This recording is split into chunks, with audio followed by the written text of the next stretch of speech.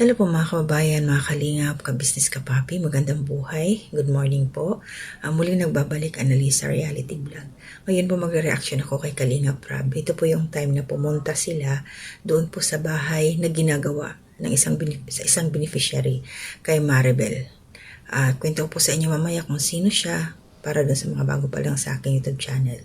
At ito na ngayon sa lahat. Maraming salamat po to my new subscribers, ang mga silent viewers nandyan sa comment section palagi na nakasuporta sa akin. Thank you. Mga nagko-comment, salamat sa inyo at sa hindi po ninyo pag-skip ng ads. Thank you po. At yan, ito, diretso na ho tayo. Mamaya na lang ako mag-shoutout sa iba. So, about sa upload ni Pinuno Ka Business shoutout. Kay Kalingap Rab, ito yung si Maribel na Kalingap Angel. Pero nagkaroon po si Maribel ng problema, nagkamali, nabuntis po siya in short. Pero dahil ito si Kalingap Rab, hindi naman siya ganun kakitid ang isipan. Tinuloy pa rin yung plano, pinabahayan kasi merong nag-sponsor sa lupa. Shoutout po sa iyo, ma'am. Ma'am or sir, sorry po. Ngayon nakita ko natin yung bahay na malapit na matapos. At tapos sila doon sa area, doon sa pinagagawa ng bahay, pumunta sila Kalingap Rab doon sa pansamantalang tinutuluyan nila Maribel, kanyang nanay at saka yung lola. Ito po yung bahay ng kanyang stepfather. Kasi dito na si Kalingap Rab, naawa din kila Maribel noon dahil nga yung kwento na pag nakainom yung kanyang stepfather, tatakot sila kasi nanghahangas ba, yung mga ganun. So, kanya-kanya silang takbuhan. At ito ngayon, nung time na nandoon na sila Kalingap Rab, napag-alaman na pinaalis pala doon si Maribel ng kanyang nanay kasi nga hindi matanggap yung nangyari na nabuntis. Kasi nag-aaral pa ho ito si Maribel.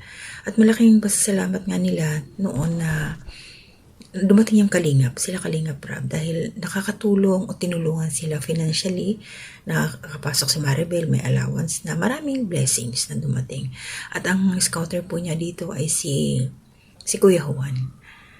Siya po yung nakascout kay Maribel. Siyempre, para sa isang scouter, din yun, may frustrations din. Pero, nagtumingin na lang sa good side. Ito sila Kalingap Rab. At dito nga, nung time na nag-vlog sila ngayon, nakausap ni Kalingap Rab si yung nanay ni Maribel.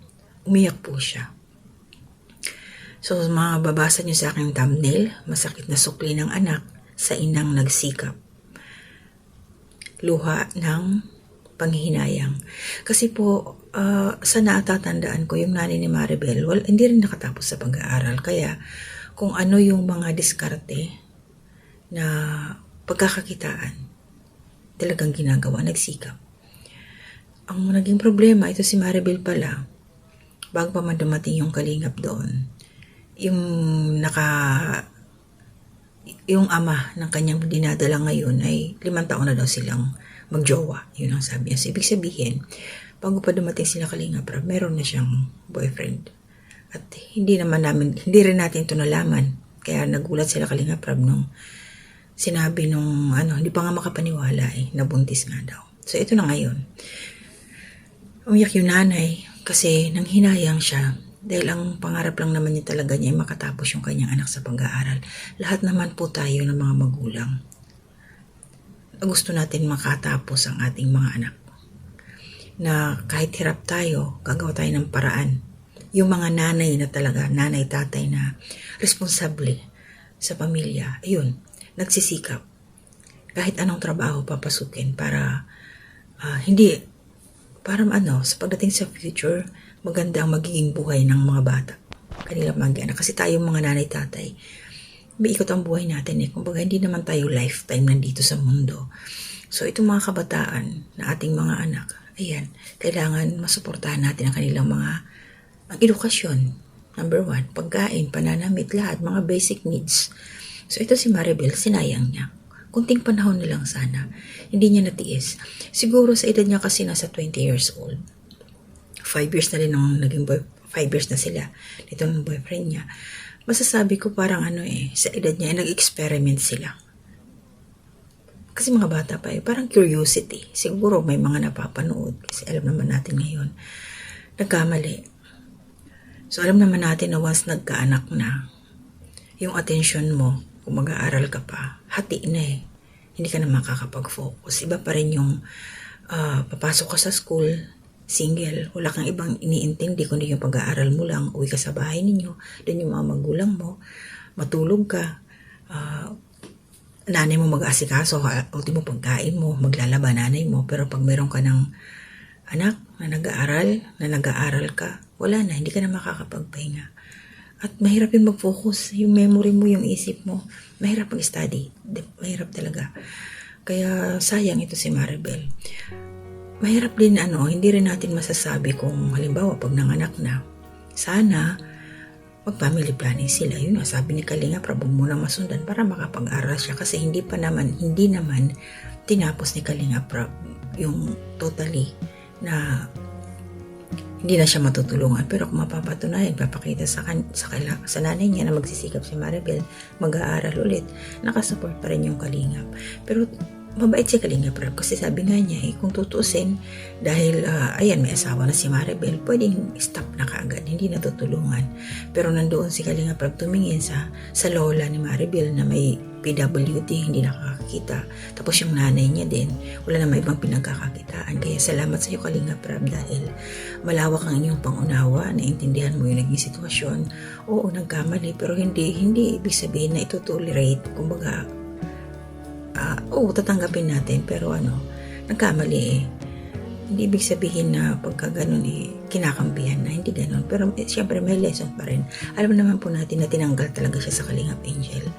Wala na doon si Maribel, hindi na siya member. Sayang, marami pa sana siyang opportunities na matatamasa. Katulad ng mga nakikita natin sa mga angels ng Kalingap, kung ano yung mga ginagawa nila. Nakakasama sila kung saan ang mga lakad. Kaya yun, pasensya Maribel, sana maging lesson na yan sa'yo. Makapanganak ka ng maayos, maging healthy ang iyong baby, proceed ka sa ikagaganda pa ng iyong buhay. Kasi mahirap kung kaganyan ka na lang lalo kang mahihirapan sa buhay kung hindi ka makakatapos, lamang ang may alam. So yun po, maraming salamat sa inyo. Shoutout po galing kay Ma'am Bless Vlog na nag-support sa akin. Sila Kuya Lando's channel, shoutout po, salamat sa support. Ma'am Bea Dis, shoutout po. Sir Aljon Vlog 96 official, shoutout po. Cactus and Succulents, shoutout po. Food Lover Istio, shoutout po, salamat sa inyo. At sa mga nag-comment po dito sa upload ko kay La Jinky at si Bong, Ma'am Flor Olson, shoutout po. Ma'am Maria Luisa Cartalaba, shoutout. Ma'am or Nanay Soledad Belmonte, shoutout po, taga Mandawi, Cebu. Ma'am Flor Delina Jacinto, shoutout po. Ate M. Scores ng Kalamba, shoutout po. Ate Nenet Recta, kay CCTV po, ni Pinong Luca Business, shoutout. Maraming salamat po sa inyong lahat. Hindi ko na po maiisa-isa. Basta salamat po sa suporta ninyo. Mag-iingat po tayo palagi. Always pray.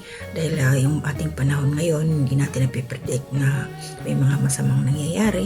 Mag-iingat lang po tayo lagi. Laging manalangin para i-cover tayo lagi ni Lord doon sa mga masasamang elemento na ating madadaanan, ating may posibilidad na mga hindi inaasahang bagay. Kaya pray po tayo lagi para sa protection niya. Na laging si Lord ang manguna sa ating harapan, back and forth, para siya lagi ang ating shield na nakasuporta. So ingat po tayong lahat. Hanggang dito lang muna. Tagpili.